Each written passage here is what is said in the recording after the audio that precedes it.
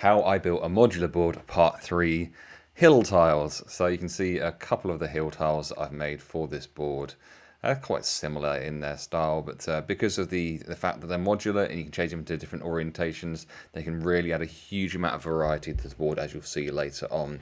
So let's get into exactly how I made these. They're quick, they're simple, really love them. So I'll start with some playmat foam. This is cheap enough to pick up. I mean, you're looking at less than £1 for a tile.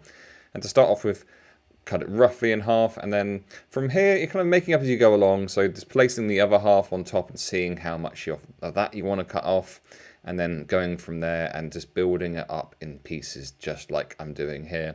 I spent a bit of time kind of doing little movements and making it little adjustments to make it a little bit different, but ultimately decided on design and then stuck each piece down on top of the next one using super glue. You can use a glue gun for this, but glue gun beads have a bit of depth to them, and they also have heat to them, which EVA foam doesn't like very much. So when I'm gluing EVA foam to itself, I generally find that super glue is the best option.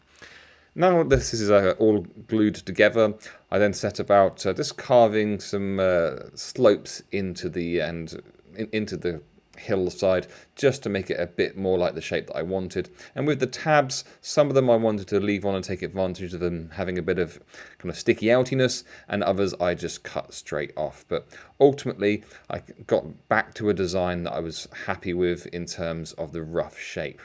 And then from there I stuck the whole thing down to the board, sticking it in one corner so that when the tile is in different orientations, it feels like a completely different piece. Next up, we're going to help ourselves for later on by filling in some of the gaps which we later fill with plaster. So what I'm doing here is cutting thin strips. These are kind of roughly half a centimetre deep. That's about quarter of an inch, something like that, maybe less than that. And the idea is that these are just packing out the edges of the foam that are going to be slopes, because the more foam there is, the less plaster you have to use, because that's what we're doing next. So here we've got, this is just ready-made plaster, using a bit of extra water because this plaster is a little bit past its best. But we're now packing out the spaces that we want to be slopes with this plaster. Now, without those little bits of foam I hadn't previously put in, we'd be using a lot more plaster, and the plaster would be having to be a lot deeper, and most plaster has a maximum depth at which it's happy working at, and also the more shallow the plaster is, the quicker it dries as well. So there's not really a huge amount to say about what I'm doing here, other than I'm just packing in the spaces with plaster and kind of smoothing it out. Now, I went for a kind of design with this where I was trying to combine realism of what a hill might look like with gameplay options. So there are kind of, you'll see it flattens out in a few places, and that's because I want models to be able to come up the hill and then stop at a part of the hill, rather than having that awkward moment where you're trying to balance it exactly on an angle and the models are falling over and stuff like that. Next up, I've got this combination of brown paint, sand and PVA glue. Now this is designed to be acting as mud, essentially. So I'm doing a couple of things with this. So when the brush has got fresh sand on it, what I'm doing is I'm stippling that into the side. When it's kind of lost the sand, I'm just kind of essentially I'm painting.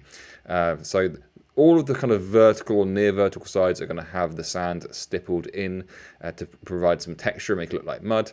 And anything that is just going to be flocked over is going to be painted. So I went around the whole thing with this, stippling the sides with the sandy kind of effect, and then kind of just literally just painting the rest of it. So there's like a soil type thing. So and then I eventually just went down to just paint, as you can see here, and just using an old brush and just getting it around as much as possible. This is going to get flocked over, so if it's a little bit patchy, it doesn't matter too much, and the same goes with the sand combination as well. But once you've finished it, at this stage, it looks a little something like this. Next up, I'm going to cover the whole thing in watered down PVA glue. I use a makeup brush because it's the quickest way of doing this, and because you've got paint down there, it's best to stipple it on like I did before rather than brush it. And then from there, I flocked it. So I've taken 3 different flocks from Javis Scenics and I've mixed them into a bag, shook them all up, and this is like the base coat of the flock. What I've done is I've dropped this from a height so that it kind of falls on the flatter surfaces, leaving the kind of more vertical surfaces unflocked. Unflocked definitely isn't a word, but you know what I mean. So just went over the whole thing and it ended up looking a little something like this. Now, let me show you.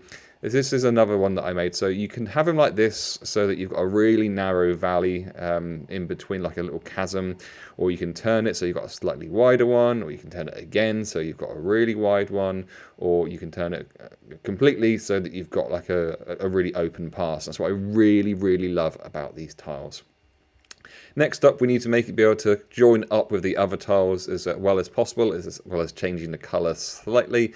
So I've got the summer flock mix that I have ended up with, and I've just sprinkled this on, mainly concentrating on the edges, but also dropping a little bit from a height on the top as well.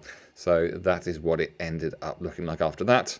From here, it needed to seal it, so I'm spraying on a watered down PVA mix, and then I'm covering the whole thing in isopropyl alcohol, which breaks down the glue and lets it kind of soak in, and it really helps to hold the pieces in place once that has dried.